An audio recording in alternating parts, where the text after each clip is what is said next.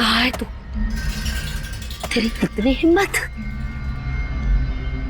मेरे मेरे पुश्तैनी जायदाद पे नजर रखेगा तू? अगर हिम्मत है तो सामने आके दिखा। मेरे घर की तरफ बढ़ता हुआ तेरा हर एक कदम तुझे भारी पड़ेगा, भारी पड़ेगा।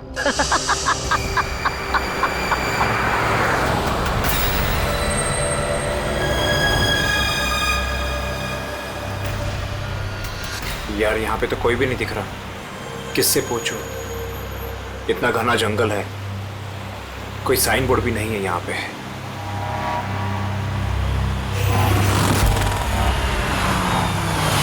अरे भाई साहब, ये पिपलिया गांव का रास्ता यही है ना?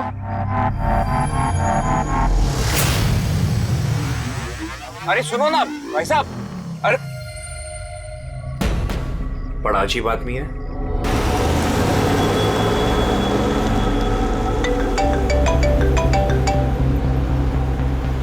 Hi baby. हाय, पहुंच गए? बस पहुंचने वाला हूँ। डोंट टेल मी तुम अब तक नहीं पहुंचे। इतने लेट कैसे हो गए? एक्चुअली क्या है, ये जगह शहर से काफी दूर है और यहाँ ज्यादा लोग भी नहीं दिख रहे मुझे। Alright, tell me, are you missing me? Of course. अरे पूछने वाली क्या बात है। अच्छा, तुम एक काम करो, जल्दी जल्दी ये सारी फॉर्मेलिटीज खत्म कर लो, अपनी सारी कागजी कार्रवाई एंड ऑल दैट। उसके बाद मे बी नेक्स्ट फ्लाइट से I can come and join you in India. What's it? Great, that's good news.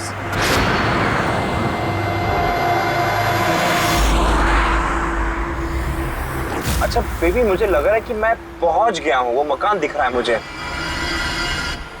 अरे ये गेट क्यों बंद है?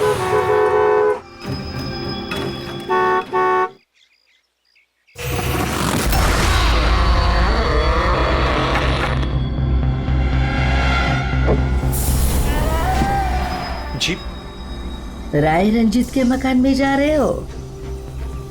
हाँ। मत जा, वो तेरी जिंदगी की सबसे बड़ी गलती होगी। मत जा। लेकिन आप कौन है? मैं तुम्हारी मौत, तुम्हारी मौत।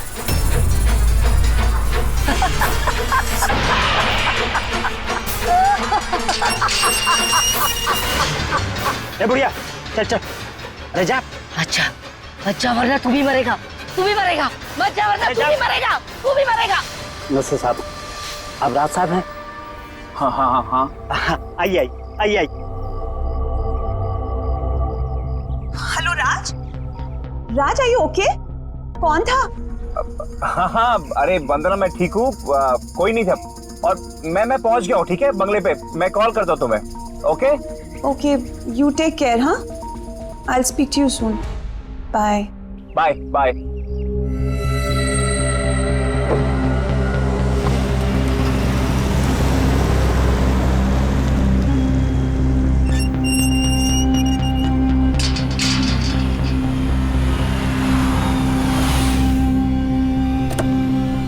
आइए साहब।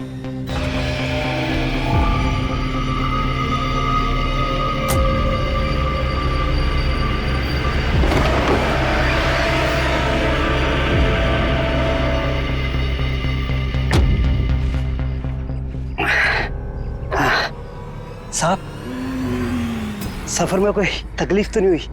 नहीं, लेकिन वो औरत कौन थी? बुढ़िया औरत जो आपसे बात कर रही थी ना, लाली नाम है उसका। थोड़ी अजीब सी है। आपको उसकी बातों का बुरा तो नहीं लगा? नहीं, बुरा नहीं लगा मुझे, पर मुझे एक बात समझ में नहीं आई कि उस औरत ने मुझे यहाँ आने से मना क्यों किया। जाने दीजिए ना साहब उसकी बातों का, थोड़ी सी हिली हुई है, कुछ भी बकती रहती है। आप आइए, अंदर आइए।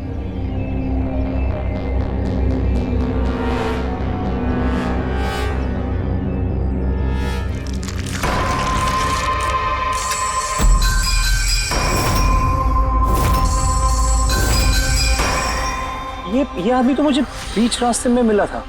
आप, उसका नाम कमल है, यहाँ का माली।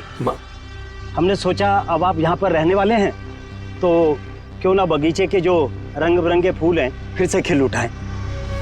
अच्छा, आइए साहब।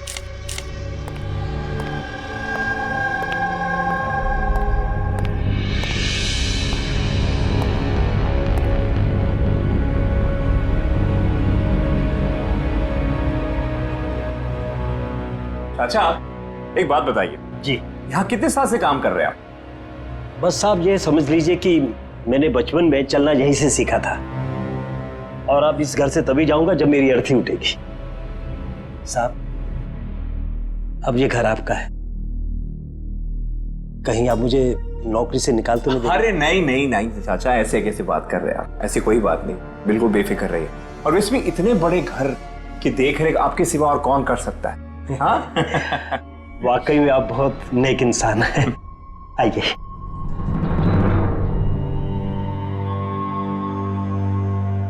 साहब ये है आपका रूम, वॉशरूम उधर है, आप फ्रेश हो जाइए, तब तक मैं आपके लिए खाने पीने का बंदोबस्त करता हूँ। ठीक है।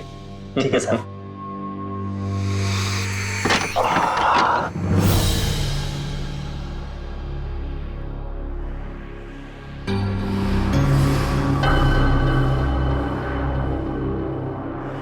चला जा, चला जा, चला जा, वरना तू भी मरेगा।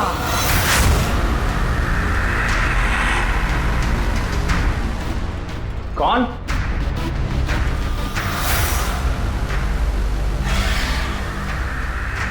मैंने कहा ना, चला जा।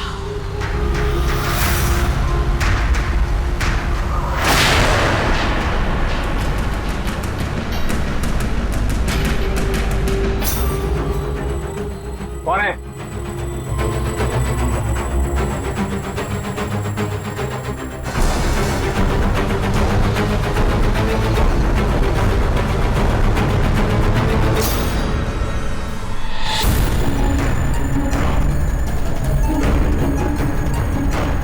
जैसे बाकी लोग मरे हैं, वैसे तू भी मरेगा।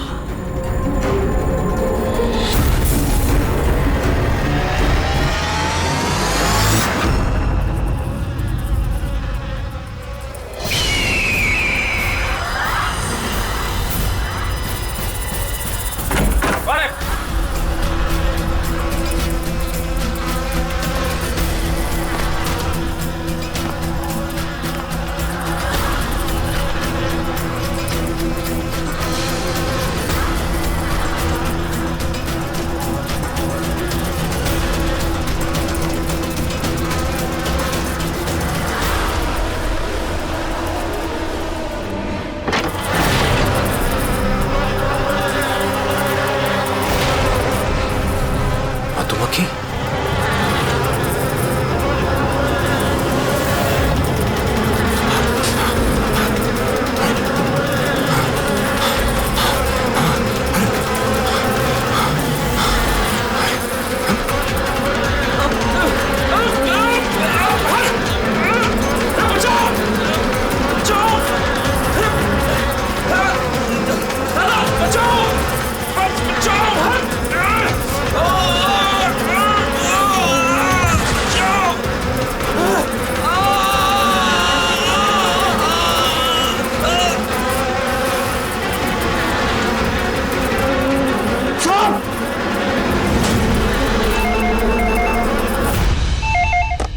Hello hello, can I speak to ACP Pradyuman please? हाँ जरा शांत हो जाइए, कौन बोल रही हैं आप? मैं कौन बोल रही हूँ, मुझे क्या काम है, मैं सिर्फ उन्हें बताऊंगी।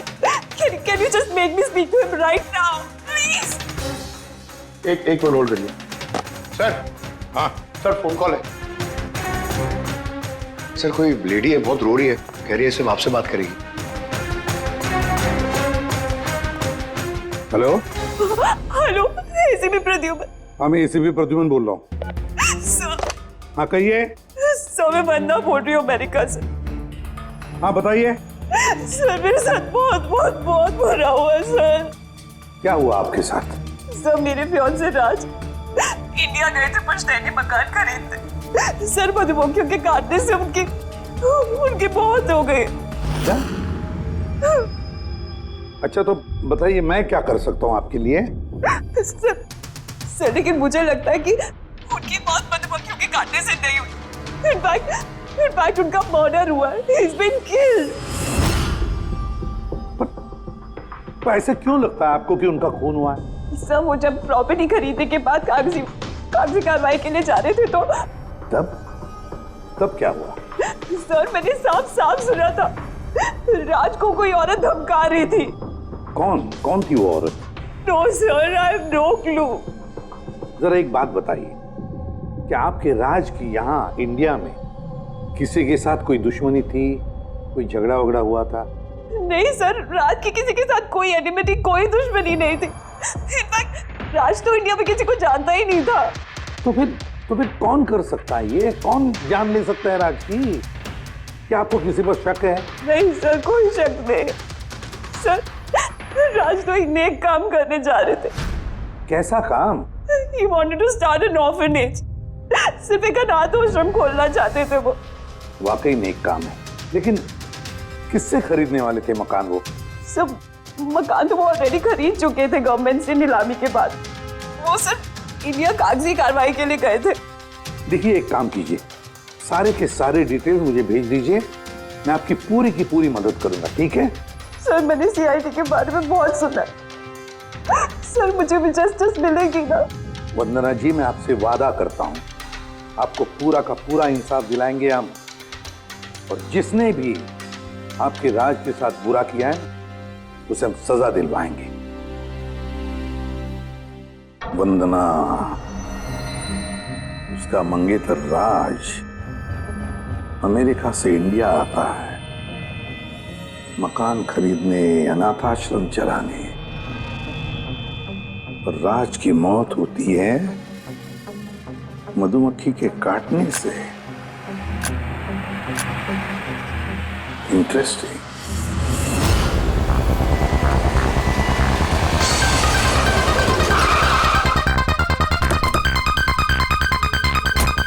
सर, यही वही बंगला है जो राज ने सरकार से नीलामी में खरीदा था। अच्छी खासी प्रॉपर्टी लग रही है। आप देखभाल करते हो उस जगह की? जी हाँ, कहिए। कहेंगे आप, हम सिर्फ सुनेंगे।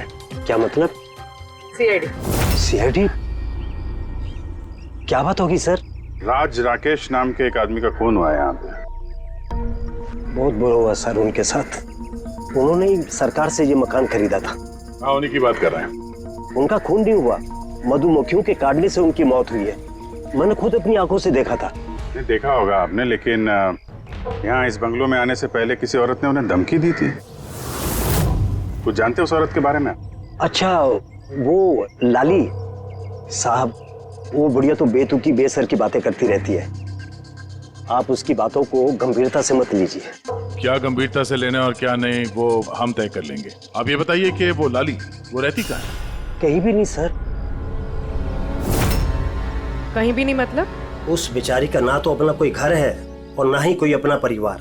बस दिन भर इधर उधर घूमती रहती है। नहीं, कहीं तो बैठती होगी, खाना वाना खाती होगी, कोई एक जगह होगी ना जहाँ पे वो रहती होगी ज्यादातर। हाँ, पास में एक तालाब है, अक्सर वहीं बैठी रहती है। अच्छा, दे क्या तुम इस लाली से मिल लो, तब तक इस मकान का एक चक्कर लगा लेता हूँ मैं। ठीक है, अब जरा वो जगह दिखाओ जहाँ पे खून हुआ था। आइए साहब। राज साहब यहाँ गिरे पड़े थे।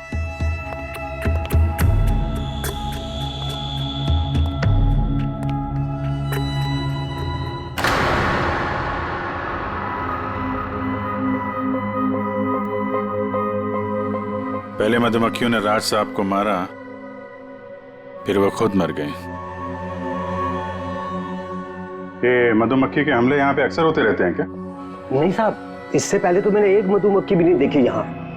पता नहीं राज साहब के पीछे इतनी सारी मधुमक्खियां अचानक कहाँ से आ गई। राय रंजीत की हवेली से आ रहे हो ना तुम लोग? राय रंजीत की हवेली से आ रहे हो ना तुम लोग?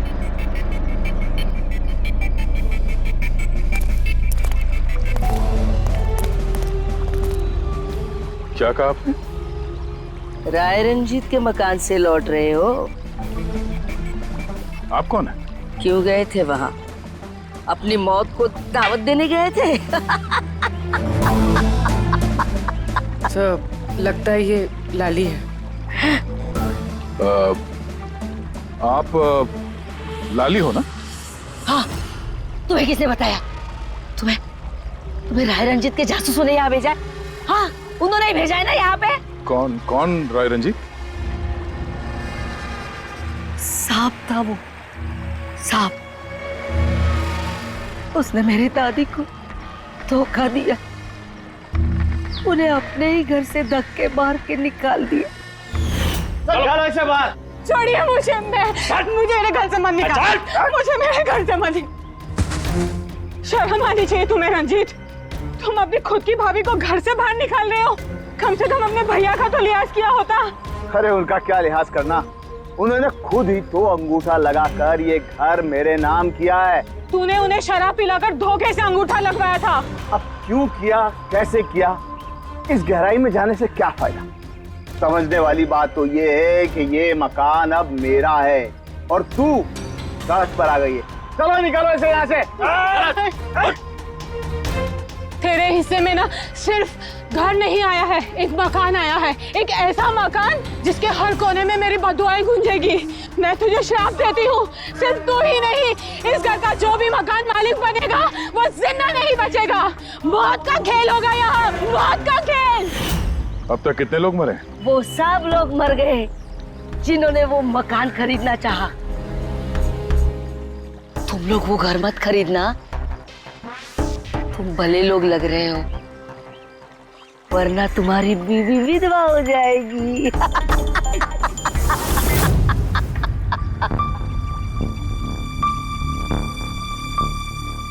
माँ जी, ये कुछ पैसे हैं, काम आएंगे।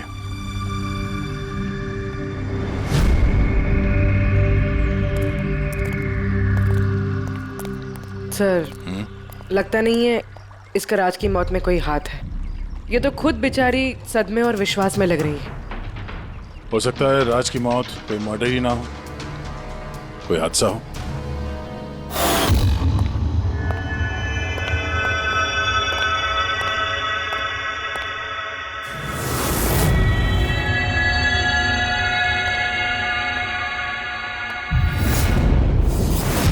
अरे ये कमरा खुला कैसे है?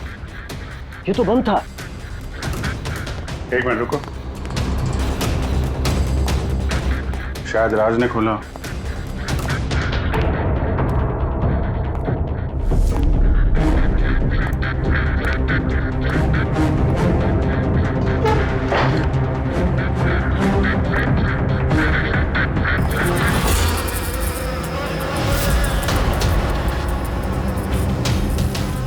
ये है तो छत्ता यहाँ पे।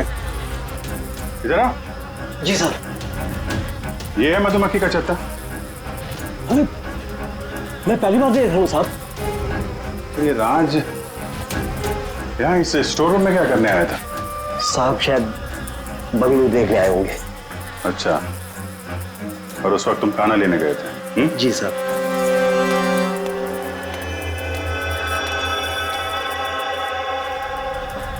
वो कौन है? वो कमल है साहब, यहाँ का माली। जब राज साहब की मौत हुई थी तो ये था यहाँ पे? जी हाँ था। कमल, इधर आओ, साहब बुला रहे। जी सर। कमल, जब राज साहब की मौत हुई थी तो यहाँ आसपास किसी अनजान आदमी को देखा था तुमने? कोई अजीब सी घटना हुई हो? नहीं साहब। तो ये छत्ता यहाँ पे है तो तुम्हें कुछ काम करने में परेशानी नहीं होती? मधुमक्खी ने काटा नहीं तुमको कभी? नहीं सर, मधुमक्खी तो तब काटती ना जब यहाँ कोई छत्ता होता। पहले तो मैंने ये छत्ता यहाँ देखा ही नहीं साहब। क्या बात कर रहे हैं? हाँ साहब, मैंने आपसे पहले कहा ना कि इससे पहले इस घर में हमने एक मधुमक्खी भी नहीं देखी। कमाल है। फिर ये छत्ता आया कहाँ से? और मधुमक्खियों ने राज को ही क्यों काटा? ये तो कोई एक्सपर्ट ही बता सकता है। आसान के क्या पता चला राज की मौत के बारे में? मौत कैसे हुई? बॉस, इसकी मौत मधुमक्खियों की वजह से हुई है। यार तुझे पूरा यकीन है राज की मौत मधुमक्खियों की वजह से ही हुई है? हाँ बॉस, ये डॉक्टर ने जो रिपोर्ट बनाई है मैंने वो भी देख ली। इस राज का अच्छी तरह से चेकअप भी कर लिया। मुझे पूरा यकीन है राज की मौत मधुमक्खियों के डंक के जहर की वजह से ही हुई है। सर, बचपन में मुझे मधुमक्खी ने काटा था, मैं तो जिंदा हूं।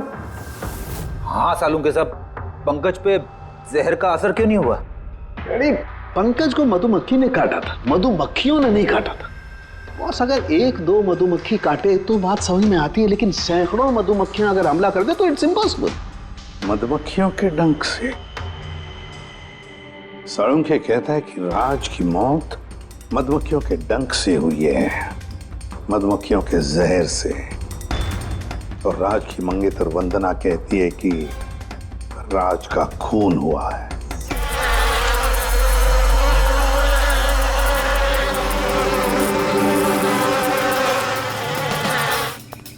100% इस छत्ते को बाहर से लाकर यहाँ पर लगाया गया। मधुमक्खी के छत्ते को किसी और जगह से लाके किसी और जगह लगाया जा सकता है? इतना आसान है? इतना मुश्किल भी नहीं है। शहद के व्यापार के लिए अक्सर ऐसा किया जाता है। आप बता सकते हैं कितने दिन पहले इस छत्ते को यहाँ पे लगाया गया? ज्यादा दिन नहीं, लगभग 2-3 दिन। सर अगर मान भी ले कि खूनी ने ये छत्ता यहाँ पर इसलिए लगाया था कि वो राज को मार सके, लेकिन उसे कैसे पता था कि ये मधुमक्खियाँ राज पे ही हमला करेंगे, किसी और पे नहीं? मधुमक्खियां बिना वजह किसी पे भी डंक नहीं मारती, क्योंकि डंक मारने के बाद उनकी खुद की भी मौत हो जाती है। तो ऐसी क्या चीज है जो उन्हें उत्तेजित करती है अटैक करने के लिए? देखिए, जब उन्हें लगता है कि सामने वाले इंसान से उन्हें कुछ खतरा है। अच्छा केदार साहब, ऐसा हो सकता है क्या कि मधुमक्खियों को ट्रेन किया जा सके कि वो किसी एक आदमी पे हमला करें? कैसी बातें करते हैं अभिजीत साहब, ये मधुमक्खियां शार्प शूटर नहीं कि कोई भी इन्हें कह दे कि फलां फलां को डंक मारकर आ जाए। अच्छा, आपने अभी भी कहा कि ये मधुमक्खी किसी को काटने के बाद ये खुद भी मर जाती है, तो ऐसी क्या मजबूरी है कि वो किसी को काटती है? जरा डिटेल में समझाएंगे? मधुमक्खी जब भी किसी को डंक मारती है तो फेरोमोन नाम का एक गंध छोड़ती है, जिससे कि बाकी मधुमक्खियां सचेत होकर सब मिलकर उस पर हमला कर देती हैं। इसीलिए मैंने पहले भी कहा था, मधुमक्खियां बिना वजह किसी पे भी हमला नहीं करती। जरूर राज ने मधुमक्खी के छत्ते के साथ कुछ छेड़खानी की होगी। सर खूनी को कैसे पता था कि राज इस छत्ते के साथ छेड़खानी करेगा? कहीं ये मौत वाकई हादसा तो नहीं? नहीं पूर्वी, राज के आने के ठीक 2 दिन पहले इस छत्ते को यहाँ पे लगाना ये कोई सहयोग तो नहीं हो सकता। सर राज की मौत के बाद ये घर वंदना के नाम हो जाएगा, क्या इन सब के पीछे वंदना तो नहीं है? वंदना इंडिया कब आ रही? What nonsense! How could you even think like that? आप ऐसे कैसे सोच सकते हैं कि राज की मौत के पीछे मेरा हाथ हो सकता है? और फर्ज कीजिए कि राज की मौत के पीछे मेरा हाथ था, तो मैं आप लोगों को फोन क्यों करती? पुलिस तो ऑलरेडी ये केस क्लोज कर चुकी थी ना। देखिए, हम सिर्फ पूछ रहे हैं। वैसे राज जी के बाद ये मकान किसके नाम पे है? I don't know. राज ने गवर्नमेंट से मकान खरीदा था, तो शायद गवर्नमेंट को वापस मिल गया। मुझे अभी तक कोई नोटिस नहीं है। हाल फिलहाल में राज का किसी के साथ कोई झगड़ा हुआ था? I have already told you that.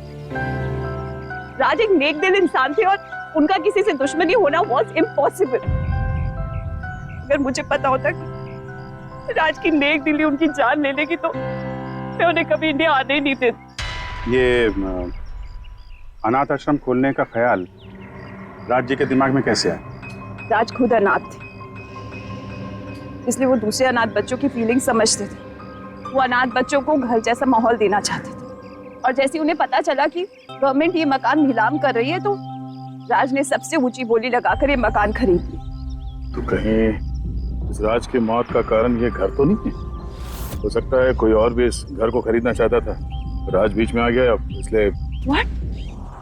कोई इतना नीच कैसे हो सकता है? इस दुनिया से इंसानियत उठ गई है क्या? इंसानियत है वंदना जी, इंसानियत है, लेकिन कुछ लोग हैं जो इंसानियत में जहर घोलने पे तुले हुए हैं। पता करते हैं किस किसको दिलचस्पी थी इस प्रॉपर्टी में। देखिए सर, मैं आप लोगों को नहीं बता सकता हूँ कि राज जी के अलावा किन किन लोगों ने इस नीलामी में हिस्सा लिया था। सॉरी। क्यों नहीं बता सकते? देखिए, ये सरकारी सर इंफॉर्मेशन है, ऐसे किसी के साथ शेयर नहीं कर सकता हूँ मैं। हम भी तो सीआईडी का ही काम कर रहे हैं। हाँ वो सब ठीक है, लेकिन क्या है कि अगर सरकारी नोटिस मिल जाए तो मैं ये आपको इंफॉर्मेशन दे सकता हूँ, उसके बिना नहीं दिखा सकता सर। नोटिस मिल गया। आप खुश हैं आप? देखिए, अगर काम कायदे से होता है तो अच्छा लगता है। हाँ ठीक है, ये लीजिए, ये लीजिए। कुल मिलाकर सर 12 लोग थे जो इस बंगलों को खरीदना चाहते थे सर। इस बंगलों के पास एक्चुअली सरकार एक हाईवे बना रही है, इसलिए सब लोग बढ़ चढ़कर बोली लगा रहे हैं और हर कोई इस बंगलों को खरीदना चाहता है। अच्छा, ये राज जी की मौत के बाद अब ये मकान किसको मिलेगा? देखिए, राज जी ने कागजी कार्यवाही पूरी नहीं की थी, इसलिए नीलामी अब दोबारा से होगी और जो विजेता होगा उसको ये बंगलो मिल जाएगा। I see। और ये नई नीलामी कब होगी? देखिए सर, अभी उसकी डेट तो तय नहीं है सर, लेकिन आपको एक बात और बताना चाहूंगा सर कि राज्य से जितने भी बिल्डर्स थे वो काफी भड़के हुए थे, काफी नाराज थे, क्योंकि उन्होंने सबसे ज्यादा बोली लगाई थी। नहीं सर, एक्चुअली उन्होंने डेडलाइन के बाद बिड सबमिट की थी सर, इसी वजह से लोग नाराज थे उनसे। हाँ, लेकिन अगर डेडलाइन के बाद उन्होंने बिड किया था तो सरकार ने एक्सेप्ट कैसे कर लिया? सर एक्चुअली वहां पर वो अनाथ आश्रम खोलना चाहते थे और सर अमेरिका से जो इंडिया का वक्त का फर्क है सर वो 9.5 घंटे का है, इसलिए सरकार ने वो बिड एक्सेप्ट कर ली थी। देखिए, अब घर तो उसी को मिलेगा जिसकी किस्मत में होगा सर। किस्मत में नहीं भी होगा तो उसने अपनी किस्मत की रेखाएं बदलने के लिए कोशिश तो की होगी और जरूर इस लिस्ट में से ही कोई होगा वो। ललित जी, अब तो ये दोबारा नीलामी होगी, तो जिन लोगों ने अप्लाई किया है इस दूसरे नीलामी के लिए, क्या हम उनकी लिस्ट देख सकते हैं? नो सॉरी, ये लिस्ट आपको मैंने इसलिए दिखा दी कि ये नीलामी हो चुकी है, लेकिन वो जो नई लिस्ट आने वाली है सर वो तो आप किसी भी कीमत पर नहीं देख सकते। अरे अरे अरे अरे सालुंके, तू क्या करने क्या जा रहा है यार? क्या सुन रहा हूं मैं? जो सुना है सही सुना है बस। क्या सुना? रिजाइन हो रहा है तू? हाँ। क्यों क्यों? बस मेरा टाइम आ गया। क्या टाइम आ गया? 1 मिनट टाइम है यार अभी। अरे ये टाइम नहीं यार। तो फिर देखो, हर इंसान को लाइफ में एक न एक दिन रिटायरमेंट लेना पड़ता है ना, चाहे वो क्रिकेटर हो, म्यूजिशियन हो, कोई भी हो। मेरा भी टाइम आ गया, मैं भी रिटायरमेंट ले रहा हूँ। अबे कहाँ जा रहा है तू? ये देख लो। ये क्या है? देख लो देख लो। यार क्या तू कर रहा है सालुंके? समझ में नहीं आ रहा है। ये एयर टिकट कहाँ जा रहा है? हाँ, लंदन। अरे वाह रे वाह। पंकज कैंसिल कर। नहीं कैंसिल नहीं होगा। अबे रिफंड मिल जाएगा, पैसे वापस मिल जाएंगे, कल की टिकट है, डोंट वरी। मुझे रिफंड नहीं चाहिए, मैं जा रहा हूँ वापस। यार तू ऐसे कैसे जाएगा? क्या हुआ क्या? अरे इतनी बड़ी गलती होगी कि शर्म आ रही है अपने आप पर। ऐसी कौन सी गलती हो गई? वो मधुमक्खियों वाला केस। ओहो, मधुमक्खियों वाला केस। हाँ यार, हादसा नहीं है बॉस, वो खून है खून। यही मुझसे गलती हो गई। मधुमक्खी के एक्सपर्ट से बात होगी तेरी? क्या बताया उसने? यार एक्सपर्ट से भी बात की मैंने, अच्छी तरह से चेक भी किया, तब मुझे पता पड़ा ये तो हादसा नहीं है, खून है। मधुमक्खियों को तो वो हथियार के तौर पर इस्तेमाल कर रहा है यार। सालुंके साहब, वो किसे? देखो, मधुमक्खियां कब आती हैं इंसान के पास? जब उन्हें फेरोमोन की गंध आती है, तभी ना। हाँ, जब उन्हें इंसानों से खतरा लगता है तब मधुमक्खियां इंसान के पास आती है, डंक मारती है। बस यार, यही मुझसे गलती हो गई। ये मैंने सोचा ही नहीं कि फेरोमोन तो बनाया भी तो जा सकता है ना यार। हाँ यार, फेरोमोन तो आर्टिफिशियली भी बनाया जा सकता है, लेबोरेटरी में, फैक्ट्री में। मतलब किसी ने ये आर्टिफिशियल फेरोमोन बनाया और वो किसी भी तरह से राज के शरीर पर लगा दिया, बस मधुमक्खियां आ गई और उस पर अटैक कर दिया। सालुंके उठ उठ उठ, पिपलिया गांव चला जा। वहां पे जहाँ पे राज का खून हुआ, राज का सारा सामान चेक कर, पता तो चले ये फेरोमोन वहां पर आया कैसे और किसने इस्तेमाल किया ये फेरोमोन राज पर। Yes boss. ये रहा सर, राज का सारा सामान इस सूटकेस में। ठीक है सर। एसीपी साहब बता रहे थे आप रिटायर होने वाले हो। कब है आपका लास्ट वर्किंग डे? आपके लास्ट वर्किंग डे से 1 दिन के बाद। मतलब नहीं आ रहा है। अच्छा दया, एक काम करो, मैं बाहर जाता हूँ और तुम जो है ना, एक एक करके सामान मुझे बाहर पकड़ाओ, तो पता करते हैं कि कौन से सामान में फेरोमोन है। ठीक है? जी सर। ये पकड़ेंगे आप? जरा रख लीजिए थोड़ी देर के लिए। दिखेगा ना बाहर? दिखेगा। मधुमक्खी है इसके लिए कह रहा था। अभिजीत हो तुम? हाँ ये पूर्वी है, हाँ ये दया। अरे दिख रहा है सर। चलिए चलिए चलिए, संभाल के सर, संभाल के। हाँ चलिए जी सर।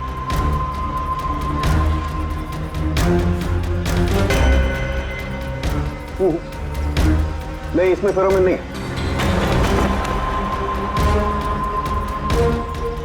अरे सर संभल के। अरे कुछ नहीं, जिसमें फेरोमोन होता है उसी पर अटैक करती है।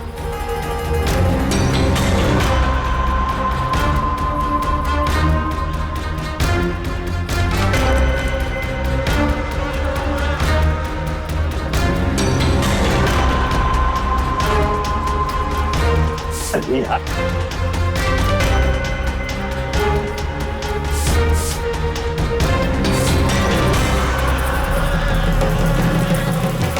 हरकत हुई, देखो देखो, अटैकिंग मूड में आई है ये मधुमक्खियां, देखो। सर किसी ने राज के परफ्यूम में फेरोमोन मिलाया। अरे यार, ये मधुमक्खियों ने मुझे काटा ना। सर आप निकलो यहाँ से। अरे यार, अरे पानी में जाओ, पानी में। पानी किधर है? अरे सामने उस तरफ सर। अरे उधर कुआं है सर, जाओ ना। कुएं में घुस जाओ। अरे सर निकलो यहाँ से, जाइए सर।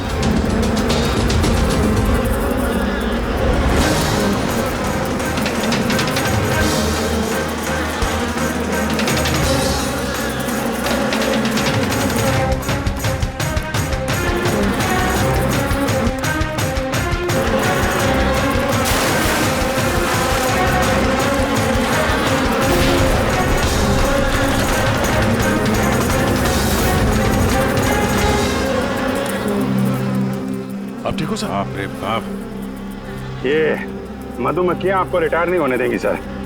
बाहर निकालो मुझे। आइए आइए आइए सर। मधुमक्खी, अरे नहीं, आइए आइए आइए। हेलो जी, नमस्ते, कैसे हैं आप? जी मैं चंदूमल फंडूमल कंकेशबाज। अरे वाह, बहुत लंबा नाम है आपका। बताइए क्या काम था आपको? जी वो नीलामी के लिए आया था मैं। वो पुराना वाला बंगलो हाईवे के पास, वो खरीदना है मुझे। सर ऐसे नहीं खरीद सकते हैं सर, उसमें नीलामी होगी तभी वो जो जीतेगा वही खरीद सकता है। अरे तो पैसा लगाएगा ना, मैं पैसा लगाएगा। देखिए अब टाइम नहीं बचा है, सिर्फ 15 मिनट बचे हैं, आप लेट हो गए। अरे क्या बात कर रहे हैं सर, 15 मिनट में क्या क्या हो जाता है। ये देखिए ना, मैं तो ये बिड का लिफाफा भी लाया हूँ, ये देखिए। राकेश इधर रजिस्टर लेकर आ।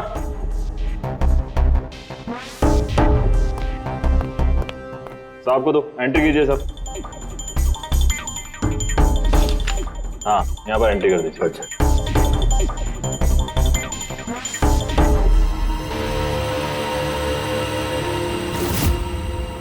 यहाँ साइन कर दीजिए लास्ट को। Good, like it. अच्छा, वेरी गुड, ये तो अच्छा हो गया सर। वो बंगले का चाबी। और मजाक कर रहे हैं? अरे चाबी ऐसे थोड़ा ना मिलता है। अरे भाई बोली लगेगी, नीलामी होगी, उसके बाद जो जीतेगा उसको मिलेगा। भाई क्या बात कर रहे हैं आप? बिड तो मैं ही जीतूंगा, ये पक्का है। भाभी और बच्चों को मेरा प्यार देना, ठीक है सर? Thank you. पता नहीं कहाँ कहाँ से चले आते हैं, कमाल है।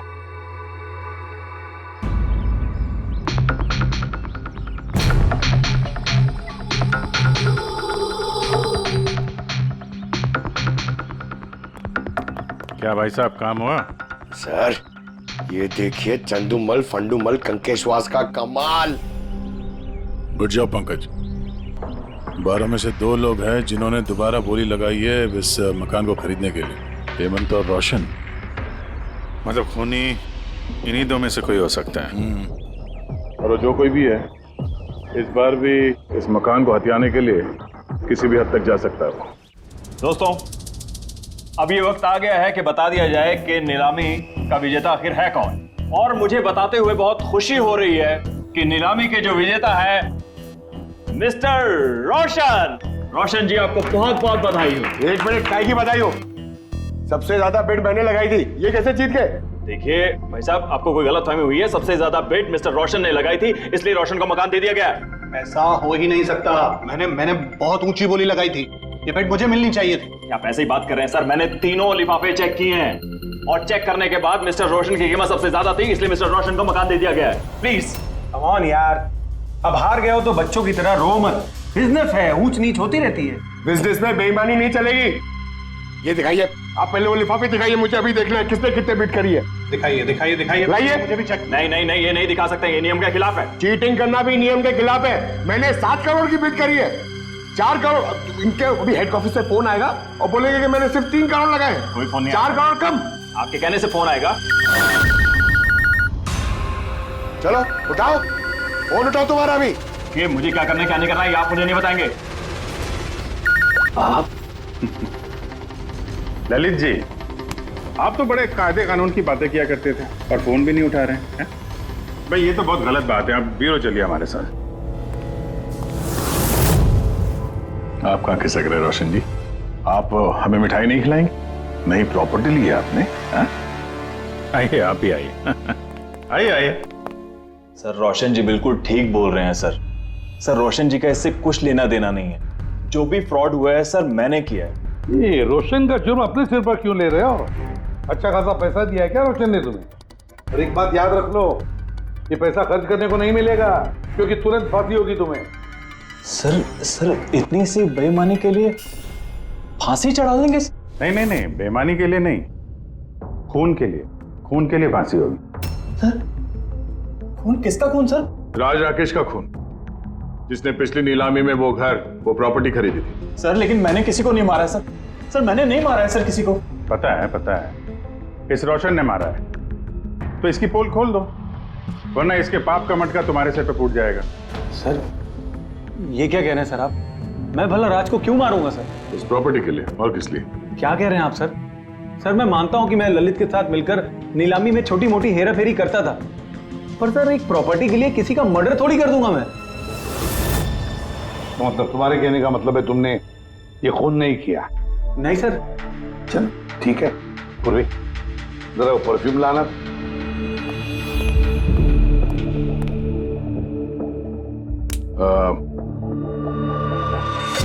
ये परफ्यूम छिड़क दूं? हाँ?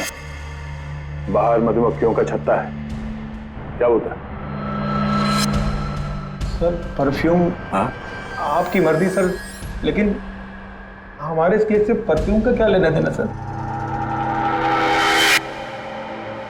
मुझे वाकई पता नहीं इस परफ्यूम का कोई इस केस से संबंध है। सर जी हम सच कह रहे हैं सर, राज्य की मौत से हमारा कोई संबंध नहीं है सर। तो ललित बिल्कुल ठीक कह रहा सर।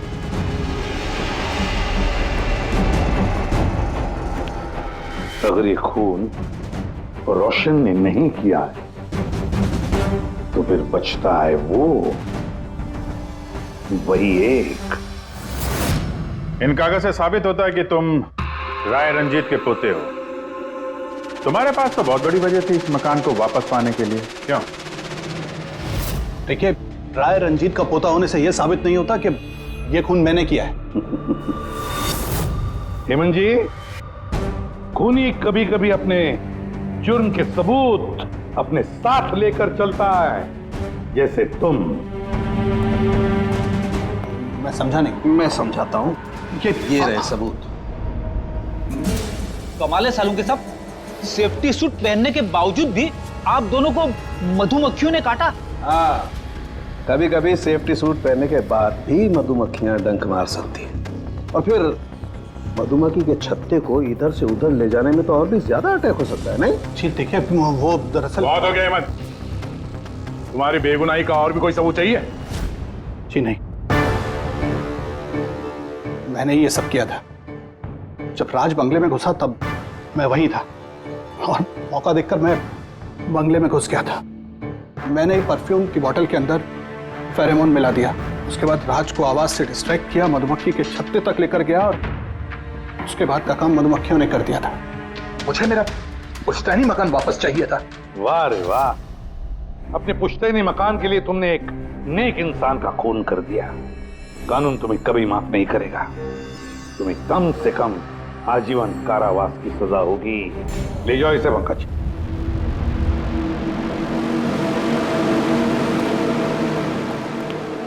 पंखे,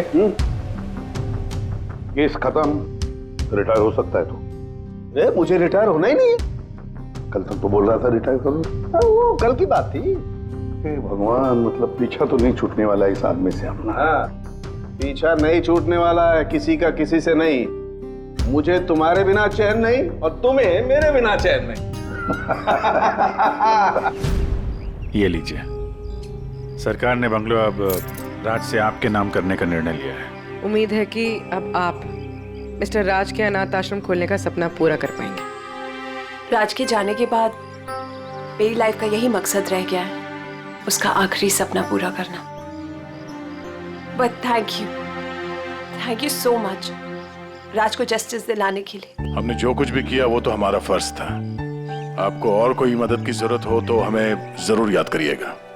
कभी कभी आते रहिएगा, उन बच्चों को भी आपसे इंस्पिरेशन मिलेगी। ये भी कोई पूछने की बात है? हो सकता है उन बच्चों में हमें कोई हमारा नया सीआईडी ऑफिसर मिल जाए।